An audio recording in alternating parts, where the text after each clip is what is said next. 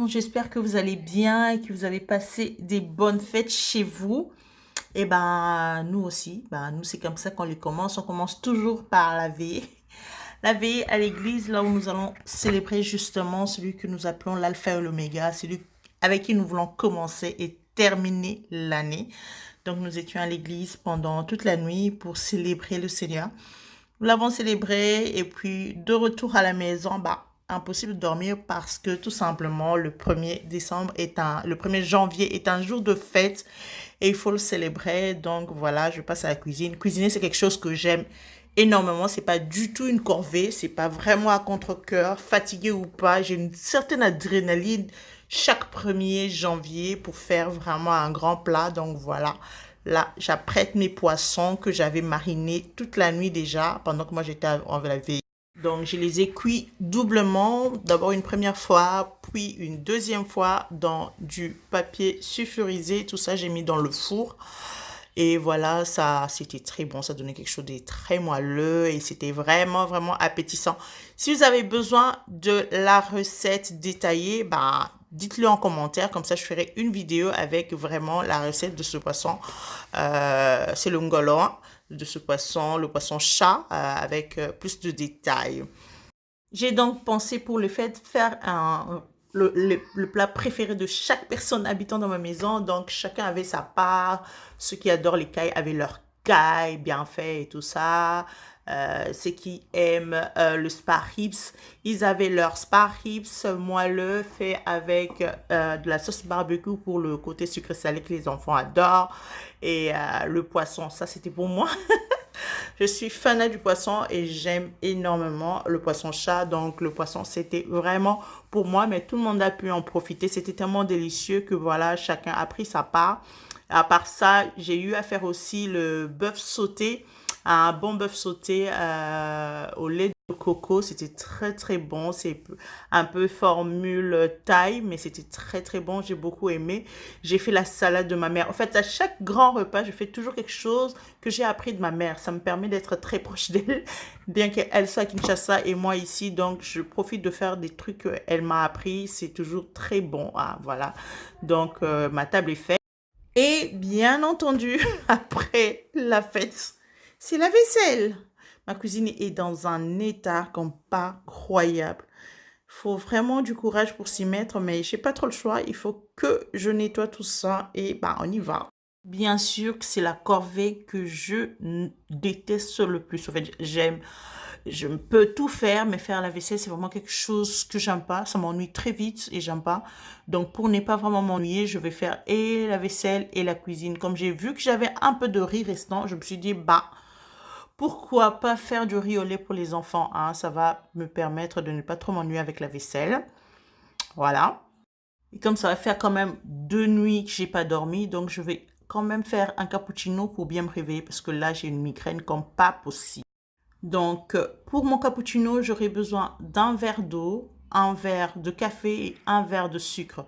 Je vais le mettre dans le malaxeur, ça va se mélanger et puis je le conserverai dans le congélateur pour qu'à chaque fois que j'ai besoin, je puisse prendre une petite partie, mélanger avec du lait chaud et avoir un bon cappuccino fait maison.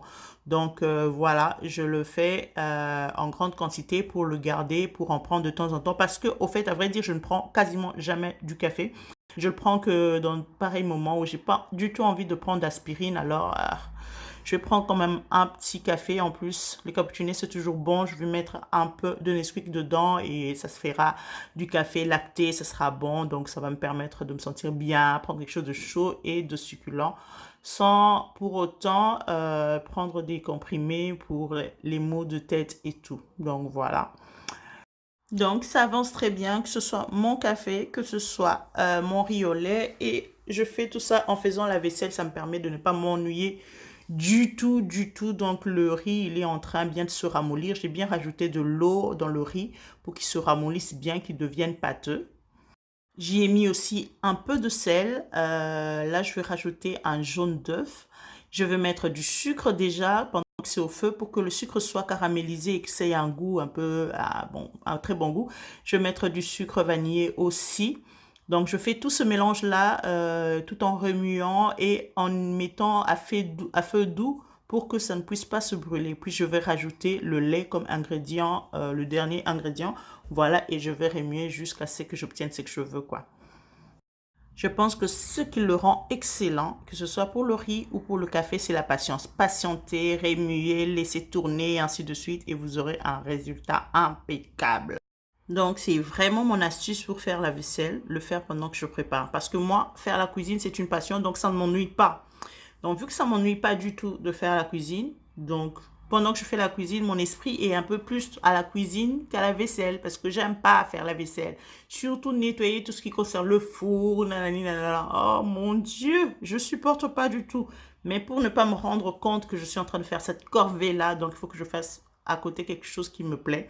Donc pendant que je fais la vaisselle, je regarde la cuisson de mon riz, je vérifie mon cappuccino et voilà. Ça me permet de ne pas trop sentir la fatigue parce que je suis fatiguée et faire la vaisselle m'ennuie et j'ai ma migraine.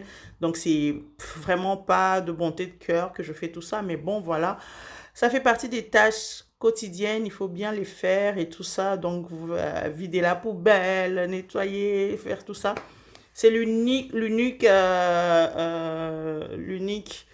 corvée que j'aurai à faire de la journée parce qu'aujourd'hui, en tout cas, c'est ma journée de repos. Je veux me reposer parce que moi, au fait, vu que je suis chantre et que je fais la modération, aller au culte, c'est pas un moment de répit pour moi comme les autres personnes qui vont dimanche à l'église, ils se reposent sur leur fauteuil. Non, moi, c'est vraiment une journée de travail parce que voilà, ça demande d'être debout, d'interpréter, tout ça, c'est fatigant. Donc, quand je reviens de la veillée, comme je l'ai été, là, c'est vraiment fatigant. Déjà, il faut dire qu'il y a eu les répétitions avant. Et puis là, donc, je suis vraiment exténuée. J'ai besoin de me reposer. Et quand il s'agit de louer le Seigneur, donc, je danse jusqu'à fatiguer. Jusqu'à fatiguer parce que vraiment,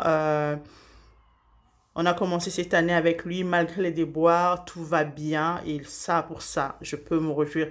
Ce qui m'a fait mal, c'est que le 31, même le matin, j'ai vu qu'il y a eu encore des décès. J'ai dit, Seigneur, comme quoi, il y en a qui pensaient vraiment commencer l'année 2020 avec nous, mais voilà, ça n'a pas été. Voilà, ils sont partis le 31 décembre, quoi. Le 31 décembre 2019, il y a eu des personnes qui sont mortes. Il y a des personnes qui étaient bien importantes, des personnes qui ont eu de morts brusques. C'est ça qui m'a vraiment fait réfléchir. Je me dis, Seigneur, comme quoi, tout est possible, quoi. Tout peut arriver. Alors, si on a traversé, pourquoi ne pas dire merci au Seigneur? Voilà pourquoi j'ai dansé et que j'étais très, très fatiguée. Donc là, voilà, tout est quasiment prêt. Donc, je vais prendre mon cappuccino, le mettre dans une tasse, je veux le servir et le reste, je veux le mettre en congélation. Là, je vais chauffer mon lait bien chaud pour prendre un peu de café et puis voilà. Bonne année, bonne année, bonne année, bonne année, bonne année à tous. Excellente année 2020. Bienvenue à nous tous. Dans cette nouvelle année qui s'annonce, nous sommes les deux, mais c'est pas... Moi, je peux dire que c'est aujourd'hui mon jour de congé. C'est l'unique jour... Oh, il est jaloux. C'est l'unique jour où je peux me reposer. Donc aujourd'hui, il n'y a pas de ménage, il n'y a pas de cuisine, rien. On va manger les restes d'hier. On ne se casse pas trop la tête, on se repose un tout petit peu. Bien on va devoir peut-être jeter un coup d'œil sur les agendas, les plannings du mois, de l'année, ainsi de suite, tout calmement. Donc voilà, j'ai beaucoup aimé l'intervention de certains pasteurs, comme le pasteur Marcelo, qui a bien souligné que oui, c'est vrai que c'est le calendrier qui change, mais vous, si vous ne faites pas d'efforts de changement, si vous ne passez pas autre chose, si vous n'avancez pas, voilà quoi, rien ne changera, ce sera juste